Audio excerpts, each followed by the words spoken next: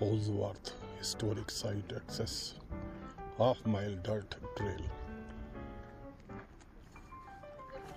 Ranger program today, HOLZWARTH stories. ये बहुत अच्छा एक ट्रेल है, आधा माइल का। ये रूट जाता है हिस्टोरिक ट्रेल को, और वहाँ उस तरफ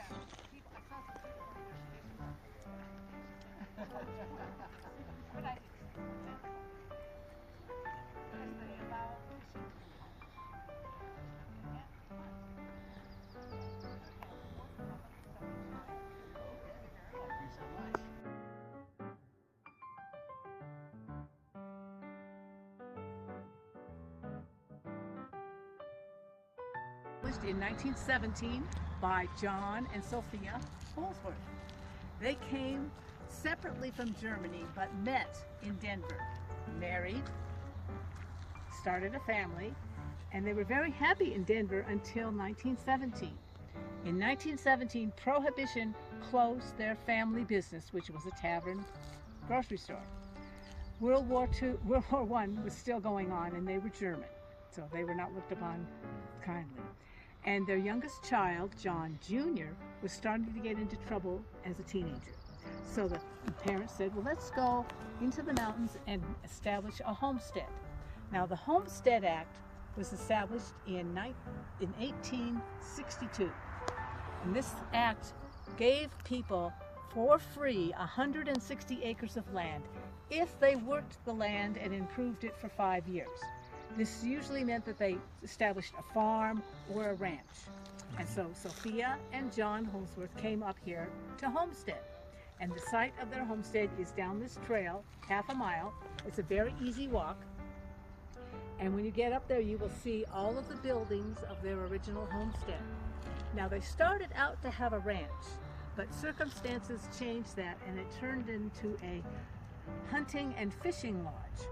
And this was very logical because there's a beautiful river halfway up this trail, so people could come and fish. And there's all this woods with game, elk, moose, deer. So they started it as, they called it the Holzwarth Hunting and Fishing Ranch. And so people would come, and the family built cabins that people could stay overnight in, not unlike people coming and bringing tents nowadays to camp. But these were little log cabins, and you'll see them when you go up there. So they started that in 1919. They changed from being a farm to being a hunting and fishing lodge. And that was a very successful family business until the early 1930s. And John Sr. died in 1932. His son, John Jr., had ideas for a second ranch. So in 1932, he borrowed money from his older sister. He had two older sisters.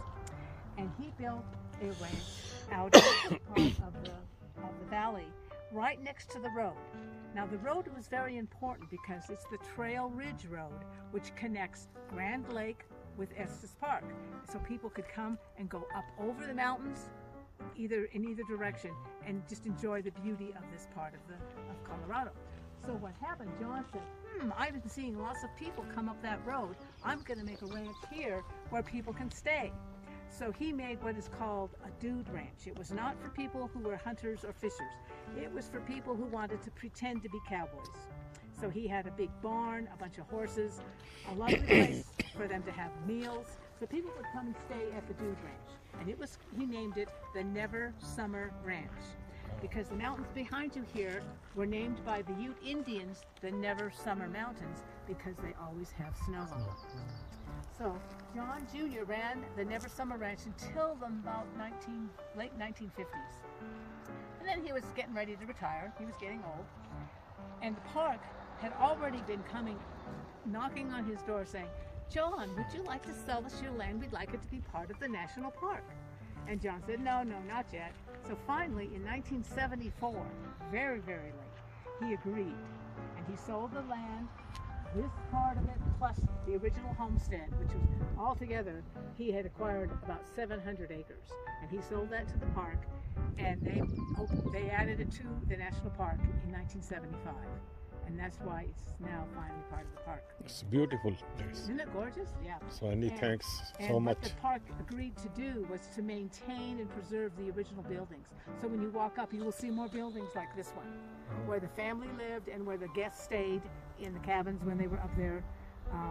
It's just fantastic. The other branch that was built, when the park acquired the land, they took those buildings down because they wanted this to become what it used to be, just a beautiful meadow. And so the elk and the moose can enjoy. So were there buildings earlier? Some buildings were there there? were buildings here. Oh, Actually, they removed it. The park auctioned them off. People were willing to buy them and tow them away and put them up as their own. Because they were a little more modern than this log cabin. They were more like buildings you would see in the 1930s. But John Jr. was a very good businessman, and he saw when all these people kept coming up the road, they would need a place to stay, and so he built them a nice hotel. So it was lovely. But the park had to agree to maintain and preserve the buildings. So when you go up to see them, they're very well preserved. And there's 3 of them that you can walk through. The one the family lived in. Oh, the other interesting thing about John Sr., since he couldn't take his guests out hunting and fishing, he became a taxidermist. Do you know what that is? Animals. Yeah, he stuffs animals. He became, so if his guests wanted their elk head stuffed, he would do it for them. For a price, of course. But it's another part of his business. But what's one of the cabins that's open is the shop where he did the taxidermy work, and his old tools are still there, and you can see those. So that's what's interesting, yeah. Thank you so much. You're for very this. Oh, welcome. very nice. Where are you all Thank visiting from? We are from Omaha, Omaha, okay. Nebraska. That's interesting. The school that Mr. Holzworth became a taxidermist at is in Omaha. Oh, But he did it by correspondence. They would send him a manual, I assume, how to stuff a deer. And he would stuff a dear, and I guess he would send it back to Omaha so they could look at it. Test it, yeah. Because he never went to Omaha to go to school. But in the building where he did the work is a copy of his diploma. Oh, You can nice, see it when nice. you go there. Yeah, very nice. Well, welcome to Colorado. thank you Glad so came much, ma'am. here, and enjoy if you want to walk up Yeah. to the side. It's an easy walk. It's flat all the way, Yeah, that's and it's Yes. a beautiful day. Thank you. yeah, got this. You are very Thank you. welcome. Thank you.